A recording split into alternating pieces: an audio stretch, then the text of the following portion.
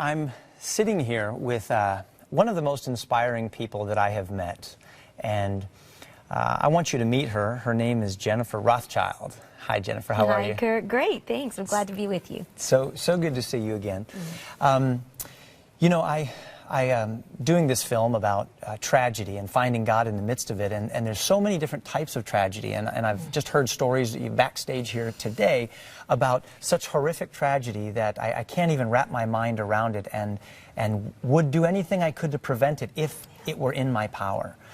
And Jennifer, I'm so inspired by the way that you look at the world, because you have experienced things that I personally know friends would not, they would not take $20 million to have to deal with what you're living with. The kind of trials that you have gone through and have been living with for decades are things people just don't want. And I want to know from you, where do you find the ability to believe that there is a God who loves you, who cares, and who is powerful in the midst of your pain and your tragedy and your suffering, and doesn't heal you when you know that he could? Well, I think you asked the question that is echoed through thousands and thousands of years. Because we all wonder, when something bad happens, is God good? As if those are mutually exclusive. If God is good, there cannot be bad things. And I think for me, I've had to look at it from a couple of angles. First of all, God is good.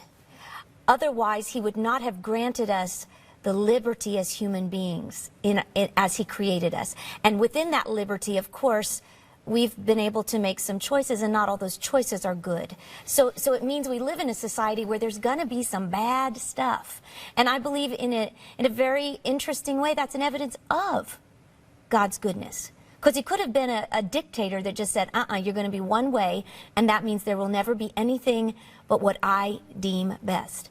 So evidently, in his mind that I cannot fathom, somehow he has chosen to communicate good even through and in spite of bad things. But I also think of, as a mother, you're a dad of 6 kids, and when I think of just my children, there's nothing that I would ever want to happen to them. I want to protect them from bad things. But as a mother, I need to love them enough to allow them to experience difficulty so that they will grow. And I believe that the God of Christianity is our Father. And I have to believe that he is a good Father who loves us enough to allow us to taste pain so that we can experience something in life much better than the bitterness of sorrow, but something richer that comes within that. But what you've had to deal with is not the result of your bad choices. And by the way, many of you don't know this, but the reason that Jennifer sees the world so differently is because she is completely blind. And you lost your eyesight at 15 years old due to a degenerative disease of the retina. Right. And that just doesn't seem fair. It's not like you did something to directly cause your own blindness. Right. And even more than that, it wasn't like you were born without sight, so you never knew what you were missing. You were actually fully sighted. Then at 15, you lost the ability to see. That seems even less fair. Why didn't that happen to someone who's a really rotten person? How is it that you still have strong faith in God that apparently doesn't dish or allow the tragedy to fall fairly? You know, I think sometimes, Kirk, when sorrow enters our lives, it can become this weapon that can either be used to attack our image of God, or it can be a tool that leads us to a deeper understanding of who he is. And I think for me, blindness is hard, and I'm almost 50 years old.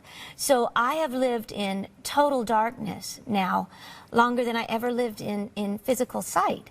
And that's a hard incongruency to reconcile, even now.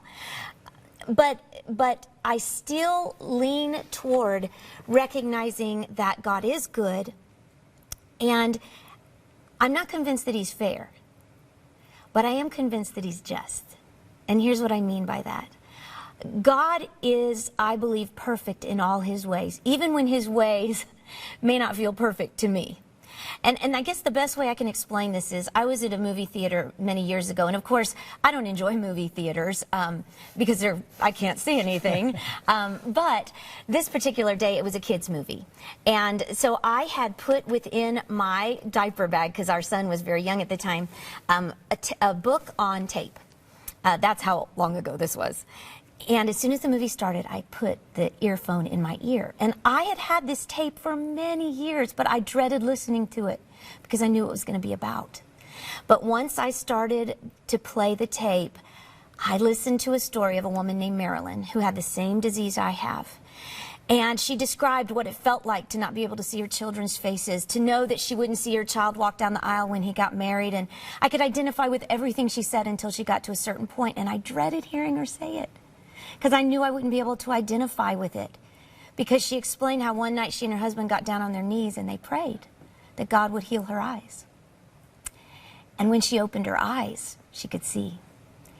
And my eyes welled up with tears because I've prayed that same prayer, but God hasn't answered it in the same way he answered it for Marilyn. And for me, I believe it was an opportunity to look straight into the face of blindness, straight into the face of healing, and see God in both. And I would never say that he is not fair to me and he was fair to Marilyn. What I would say is God is just in all his ways. And instead of creating a God in my own image that I like better, I am choosing to trust a God I don't understand and somehow rest in that mystery. I do not have the answers. I would never try to say I do, and nor do I believe that answers heal our hearts. I believe God heals our heart. One of my favorite authors, C.S. Lewis, wrote in one of his books, he said, Lord, I see now why you have not given me any answers. You have never uttered an answer. And it's because you yourself are the answer. Before your face, all the other questions fade away. What other answer could suffice? Wow. There's just something that has landed here on this table because of this discussion that I think is just so magnificent, it is so amazing, and it's so alive, and it was birthed out of trial and tragedy and questioning. And some people never get to the point where they let themselves ask the question why. But I think that robs us of the treasure that you're serving up right now for us. Yeah. Let me ask you this question. What would you say to the man, the woman, the child right now who says, the darkness is so thick, I cannot see God, I can't see light at the end of the tunnel, I don't know if God hears me or if he cares. Where do I find this faith that you have found? Oh, well, the first thing I would say to that person is, I'm sorry. I know life is hard, and I know it hurts when our hearts break. I do, and I would never want to simplify that kind of deep pain by saying, well, here's a happy Christian bumper sticker. Let's slap this on your pain and you move along your merry way. I would never do that to a person. But at the same time, I will say this. Faith is not always the answer we want, but it is the best answer.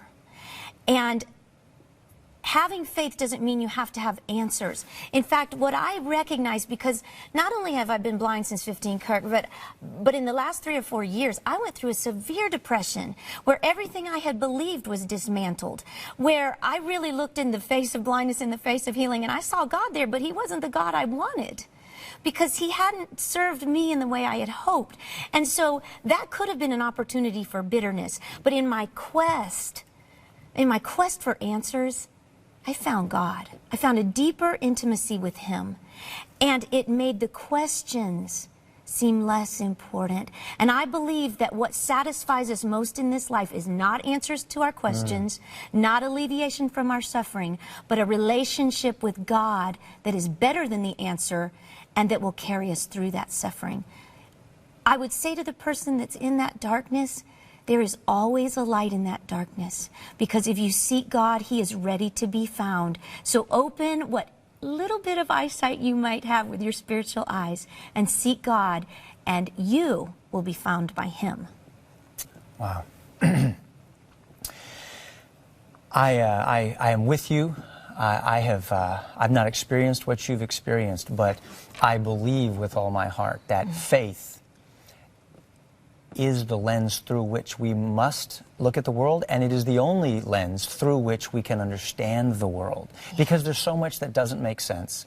And those with faith are the only ones who really have an answer to these difficult questions. Yeah. So, I believe God has communicated that answer through his love, not only that he gives us through Christ, but through each other. I think he answers that question through each other. Jennifer, thank you so much for joining us today.